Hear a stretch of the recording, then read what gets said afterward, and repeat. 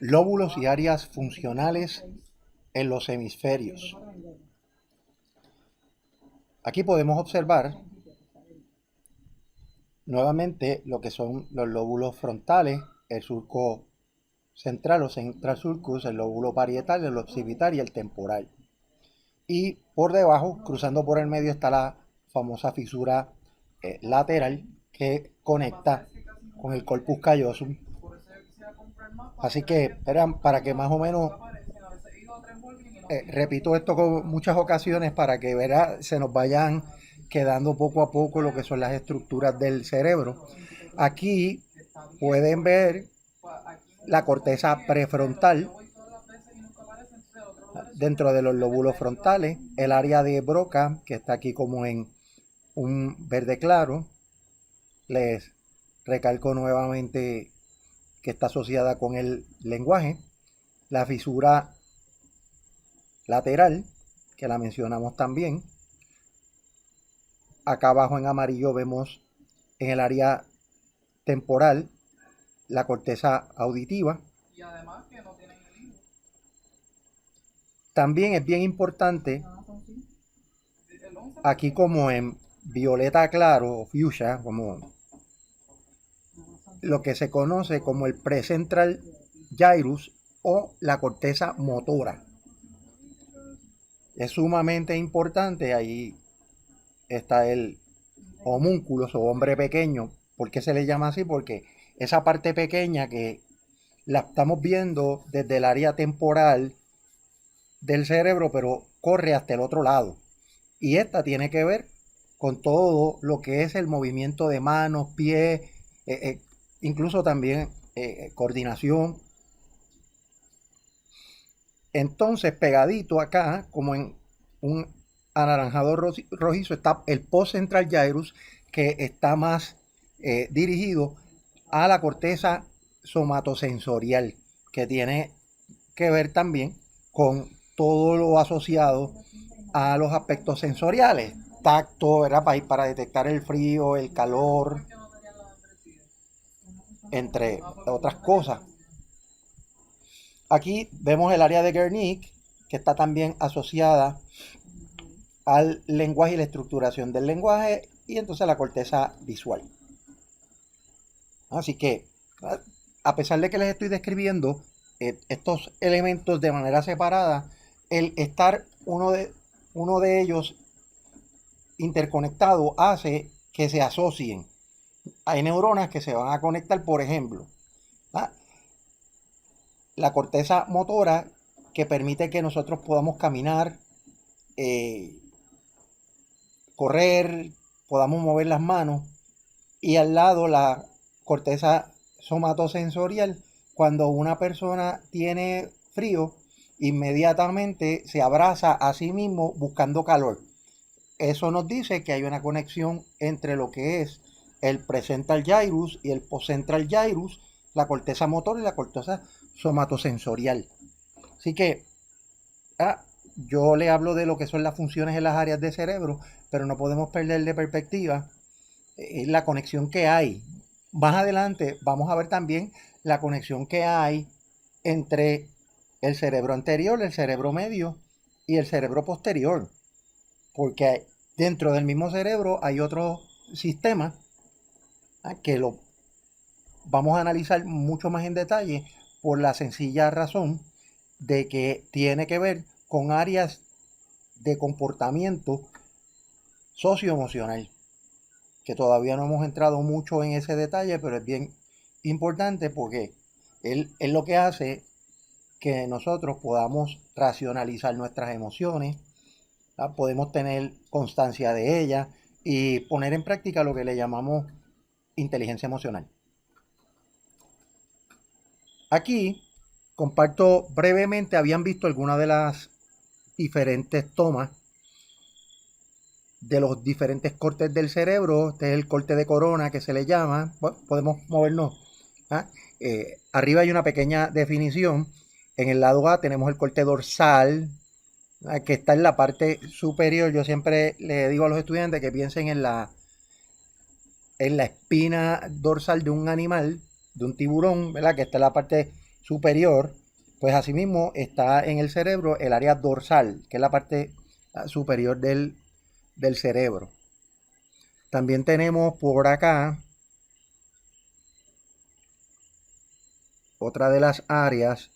Bueno, esto ya vieron que es un corte, este corte es un corte en corona, que es este que está aquí mismo, un corte de corona, que es el que permite que podamos ver, como en este caso, más claro, lo que es la materia blanca, la materia gris que está al lado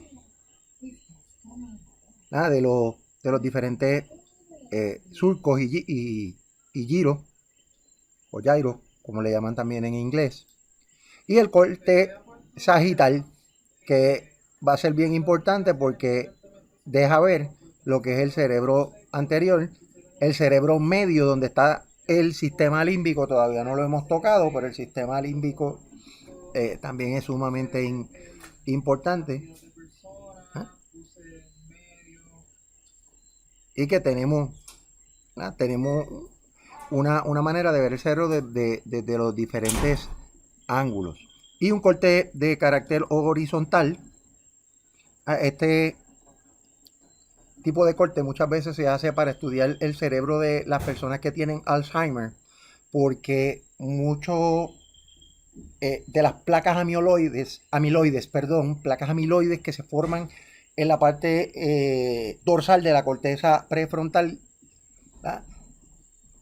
Muchas veces esta parte que les estoy mencionando con la flecha se pone negra, que son cuando tenemos muchas placas amiloides en esta área que se le llama el área de la corteza cortical del cerebro, y muchos investigadores tratan de ver cuán profunda, en el caso de los pacientes de Alzheimer bien severo, pueden llegar a tener placas amiloides prácticamente casi el medio del cerebro. Así que esto es un poco para que puedan ver, ¿verdad?, los diferentes cortes que se hace para ver los distintos componentes del cerebro. Aquí les menciono nuevamente el gyrus, el gyrus precentral, que básicamente es la corteza motora. Ahorita la mencionamos.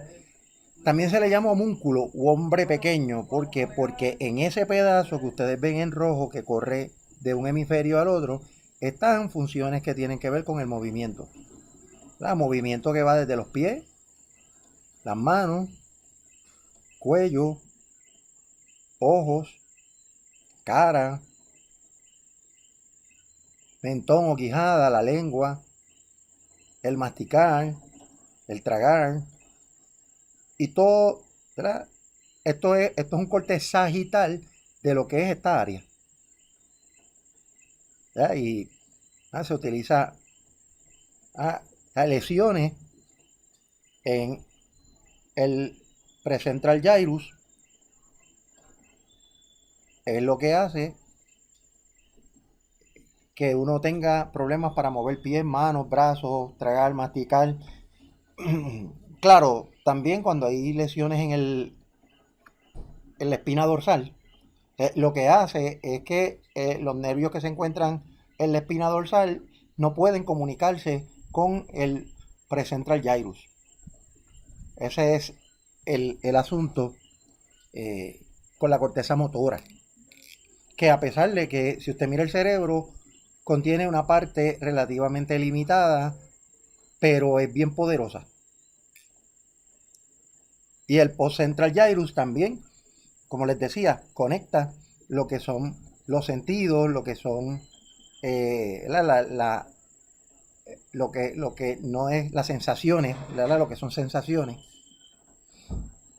Así que, pues, un poco con relación a lo que es la corteza motora y pues la importancia. Un poco vuelvo aquí a hablar sobre la lesión de Phineas Gage, que lo tuvieron que haber observado a través del video y cómo a esta persona, cuando esta barra de metal le explotó tratando de colocar una dinamita en una piedra para volarla, al explotar esa barra se le penetró, ¿verdad?, por debajo del ojo y golpeándolo, ¿verdad?, en el área prefrontal, que al toda esta área destruírsele, muchas de las áreas motoras se quedaron totalmente intactas. Por eso es que él podía caminar, no tenía grandes problemas con el caminar, con el poder hablar, ni poder manejar los sentidos. Pero como también el lóbulo prefrontal conecta con el sistema límbico que se encuentra en el cerebro medio, parece que la destrucción de tejido afectó severamente las áreas que conectan las emociones con la razón, y por eso es que la persona pues tenía poco control de sus emociones. Luego del accidente, antes era un excelente trabajador, él era supervisor en los ferrocarriles, era una persona que todo el mundo lo respetaba y lo quería, una persona que no decía palabras soeces, pero luego del accidente se convirtió en irresponsable, una persona con poca consistencia en lo que hacía y lo que decía, mal hablado, etcétera, etcétera.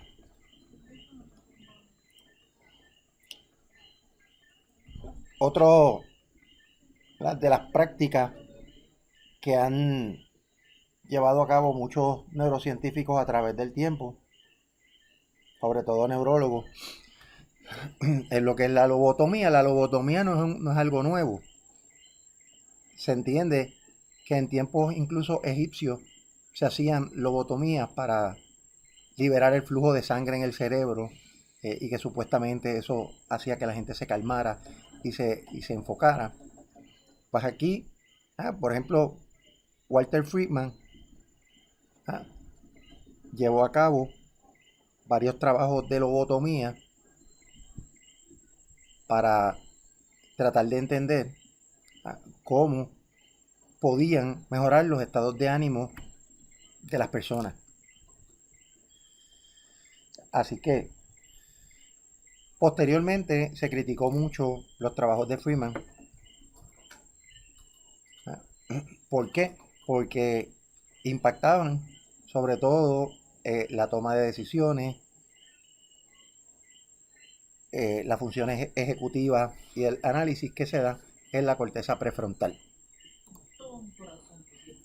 Ahora vamos a hablar de los ventrículos. ¿Qué son los ventrículos? Los ventrículos son aquellos huecos que habíamos visto, los vamos a ver ya nuevamente, que están dentro del cerebro y que tienen diferentes funciones, sobre todo incluso también cuando se están creando nuevas neuronas. Así que durante el desarrollo, ese hueco interior que tenemos en el sistema nervioso se convierte en cavidades. Se recuerdan que habíamos mencionado que el desarrollo del cerebro era tubular, que parecía un tubito que poco a poco, al ir creciendo, cambiaba la fisonomía. Pues lo interesante es que dentro de ese tubito se van creando esas cavidades que se llaman ventrículos. Y cerca de esos huecos o ventrículos está el canal central de la médula espinal. ¿Qué función tienen los ventrículos? Pues los ventrículos están llenos de líquido cefalorraquídeo.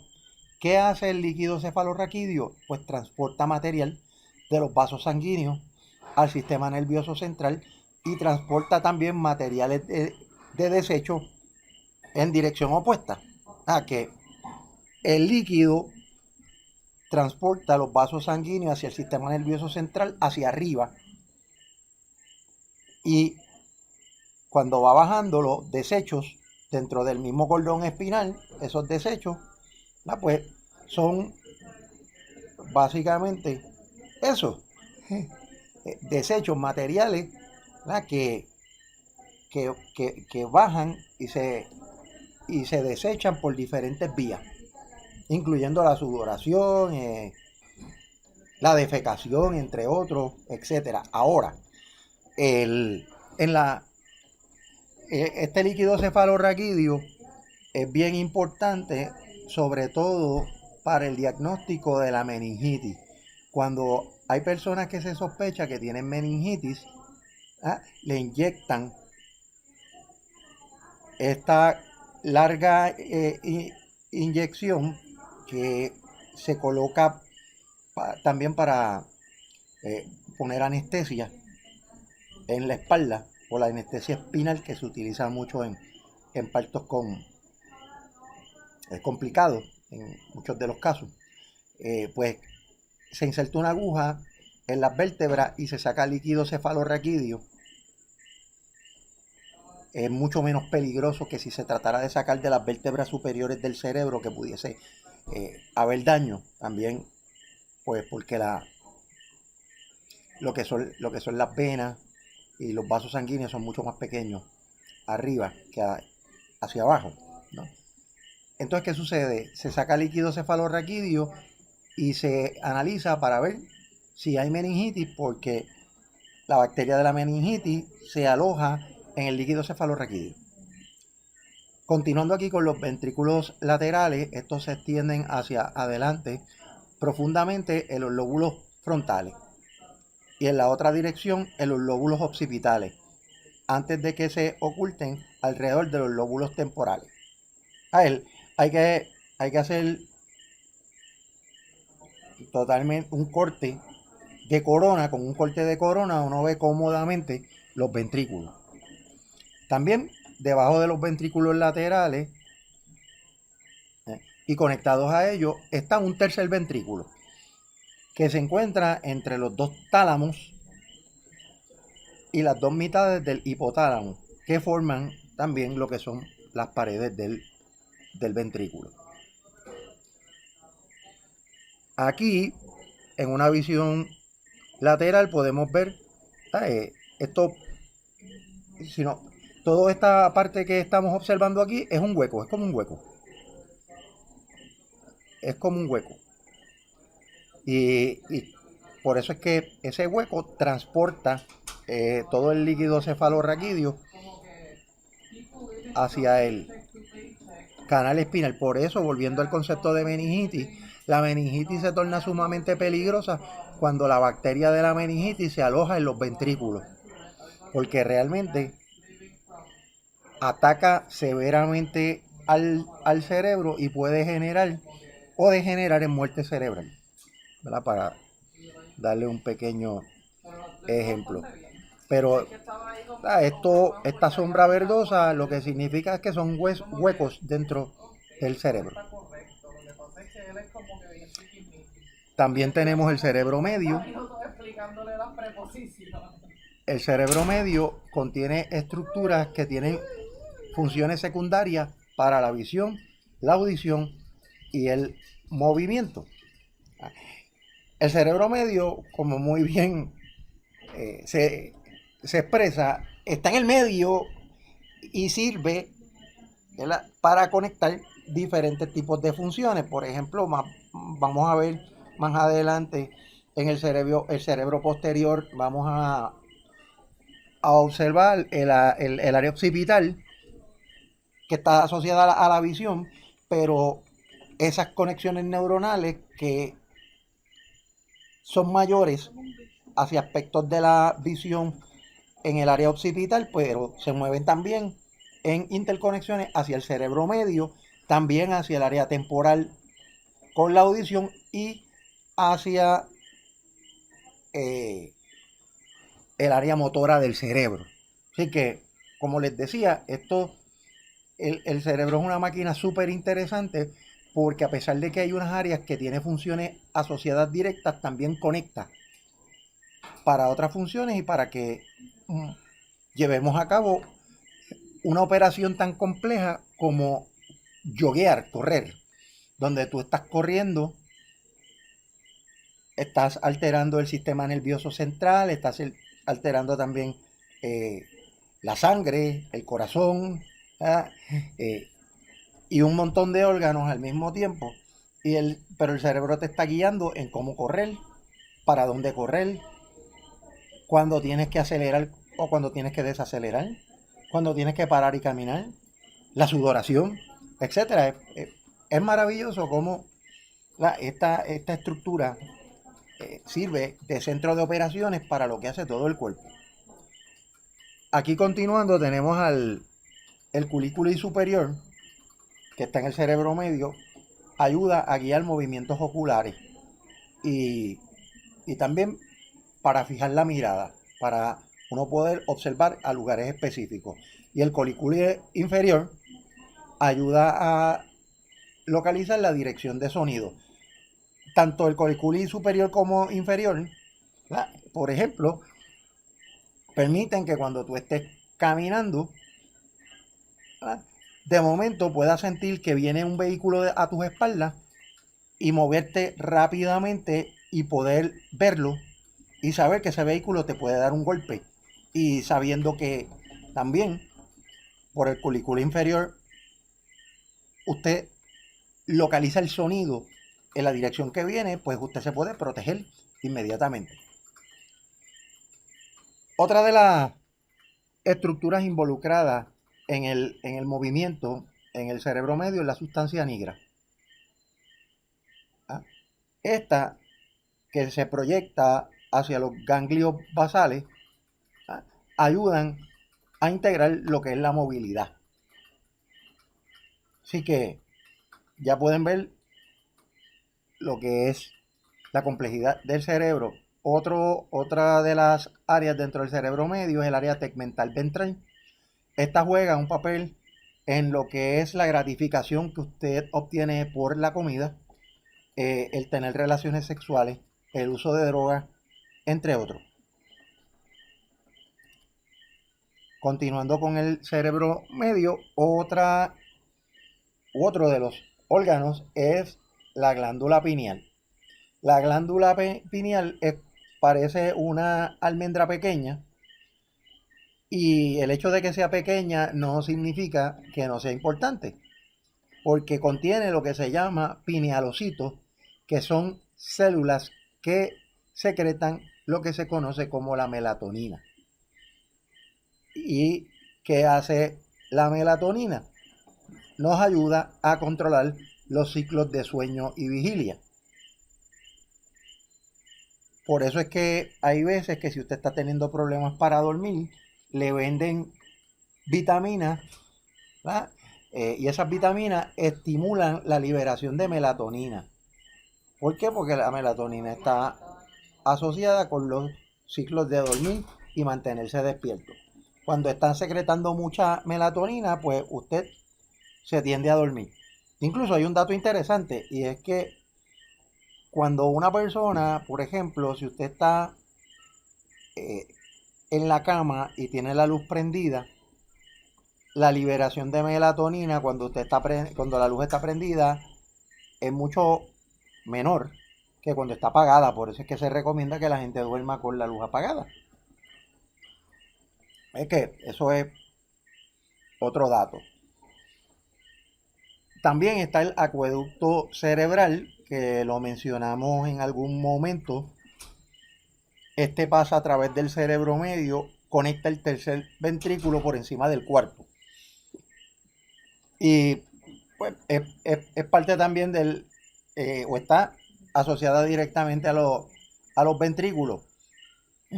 No es menos cierto que el concepto de acueducto, pues, ¿verdad?, parezca como este tubo por donde entra líquido, porque ciertamente pues está conectado con los ventrículos que generan, o donde circula el líquido cefalorraquídeo. Teniendo en cuenta la forma de esta estructura y la apariencia de los hemisferios colocados que hemos visto en la parte superior, se puede ver la parte del cerebro que se conoce como el tallo cerebral. Ahora un poco vamos a hablar del cerebro posterior, que es la parte de atrás del cerebro. Como le dije, el cerebro son tres: el anterior, donde están los lóbulos frontales, el área motora, etcétera. Está el cerebro medio, que lo acabamos de explicar, y entonces está el cerebro posterior, que es la parte de atrás del cerebro, Este se compone del puente troncoencefálico, la médula y el cerebelo. Son los últimos órganos, son también importantísimos. Este puente troncoencefálico contiene centros que están asociados con el sueño y la excitación, que forman parte de la formación reticular. Y bien cerquita se encuentra también la glándula pineal, que conectan también. La formación reticular es una colección de muchos núcleos que corren a través de la mitad del cerebro posterior y el cerebro medio. Nuevamente, esa conexión siempre es bien importante en las diferentes áreas del cerebro. Además de su papel en el sueño y la excitación, contribuye a la atención y aspectos de la actividad motora, incluyendo reflejos y tono muscular. Así que es otra área sumamente importante. El puente troncoencefálico contiene fibras que conectan los dos hemisferios del cerebelo, que también tiene vías que conectan áreas más altas del cerebro con el tronco cerebral. Ahora, también la médula forma la parte inferior del cerebro posterior. Sus núcleos están involucrados con el control de procesos esenciales en la vida, como la actividad cardiovascular y la respiración.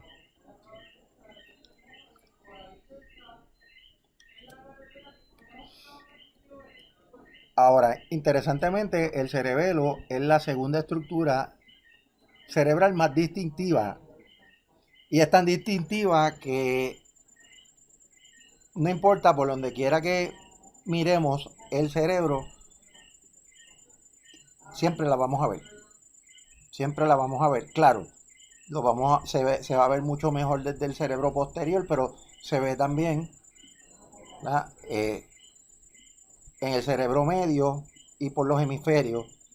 Así que por donde quiera que lo cortes lo vas a ver. Es interesante también que el cerebelo tiene más del 70% de las neuronas del cerebro. Se encuentra ubicado en la parte posterior del tallo cerebral. Es arrugado y dividido por el medio de los hemisferios cerebrales. El concepto de cerebelo significa cerebro pequeño porque también tiene unas funciones bien importantes, entre lo que es refinar los movimientos que inicia la corteza motora, controla la velocidad, la intensidad, la dirección, haciendo y los movimientos rítmicos. O sea, por eso es que la gente puede hacer deporte y desarrollar a través de la práctica las destrezas para hacer un deporte o para hacer algún tipo de actividad, porque ayuda en toda la coordinación y a generar lo que se llama pues la memoria muscular. O sea que uno por ejemplo hace algún deporte, por decirle algo, baloncesto, y lo que son las destrezas del deporte, el cerebelo no solamente ayuda controlando cuán veloz uno puede ser como jugador, con cuánta intensidad puede jugar y cómo maneja la dirección cuando va hacia el canasto, por dar un ejemplo, sino que también está asociado al aprendizaje motor. Así que ahí es donde usted ve como un jugador de baloncesto que aprende bien las destrezas, pues las aprende porque el cerebelo hizo su trabajo. Claro, también algunas investigaciones hoy en día la asocian con procesos cognitivos. Pues claro, el aprendizaje es un proceso cognitivo y el control de las emociones. Así que, y como les mencionaba, posee cerca de 70% de las neuronas o un poco más probablemente de nuestro cerebro.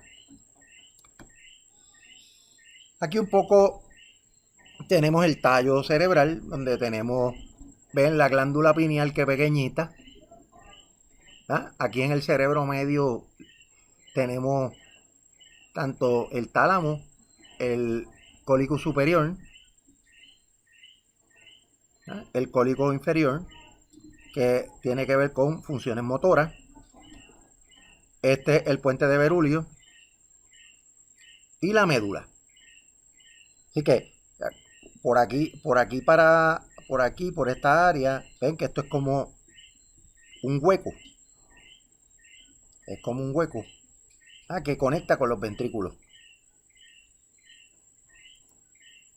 Ahora, un poco repasando lo que son las estructuras y funciones del cerebro, tenemos el lóbulo frontal, donde está la corteza motora, planifica y ejecuta movimientos voluntarios, el ganglio basal, asociado con las funciones de movimientos suaves generados por la corteza motora, el área de Broca, asociada desde luego al habla, la corteza prefrontal involucra la planificación y control del impulso emocional.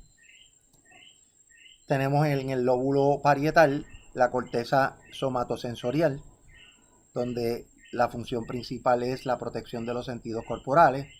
Tenemos también áreas de asociación, donde la función principal es la localización del cuerpo y objetos a nivel espacial. Tenemos el lóbulo temporal, donde está la corteza auditiva. Ahí está el área de protección de la información auditiva. El área de Wernicke, que involucra lenguaje y significado.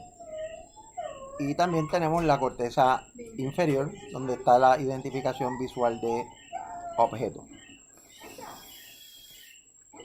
También tenemos el lóbulo occipital, donde tenemos la corteza visual primaria, la que es un área de proyección para lo que es la información visual.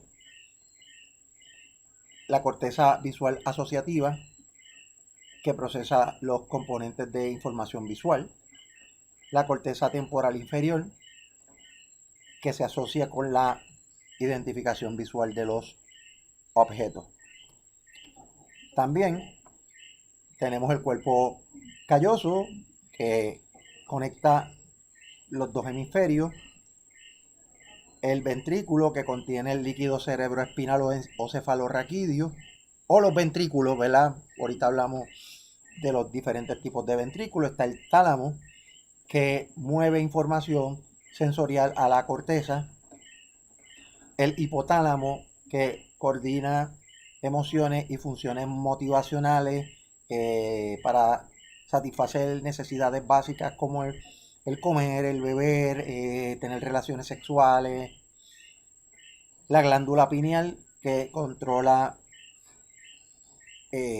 los ciclos diarios y de temporada, está también bien asociada con los ciclos de vigilia y sueño. ¿Sí? Tenemos el cerebro medio.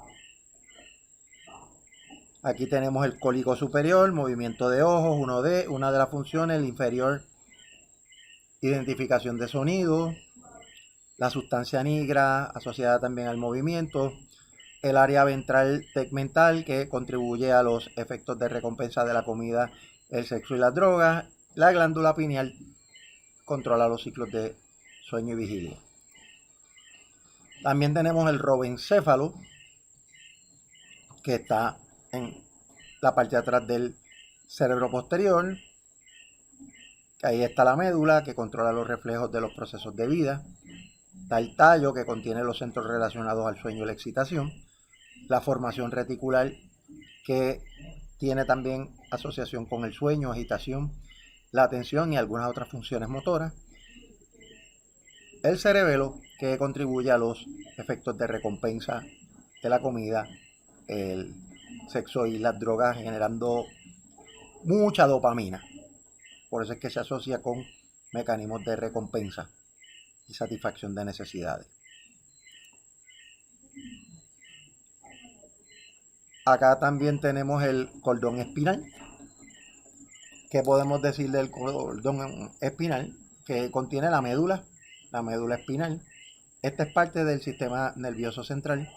Contiene nervios espinales que se comunican con el cuerpo debajo de la cabeza, entran y salen de la médula espinal, corren directamente por toda la espalda y las vértebras La raíz ventral, que es la rama de cada nervio espinal a través de las cuales salen las neuronas motoras, facilitando el movimiento. Entonces pues tenemos la raíz dorsal y la raíz ventral, que se encuentran en el mismo lado del cordón y se unen para formar un nervio espinal que sale de la espina dorsal entre las vértebras adyacentes, que son lo que le llaman las vértebras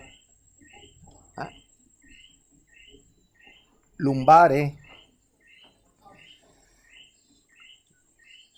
están en la parte lumbar hasta el cuello.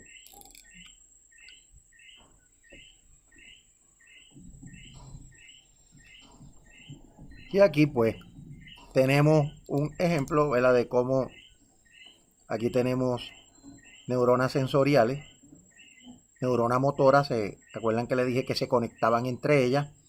Cómo llega un punto en donde lo que es el área de las raíces ventrales que hacen que se conecten los músculos, pero ven, como les mencionaba hace un momento, las neuronas sensoriales y motoras, cuando trabajan juntas,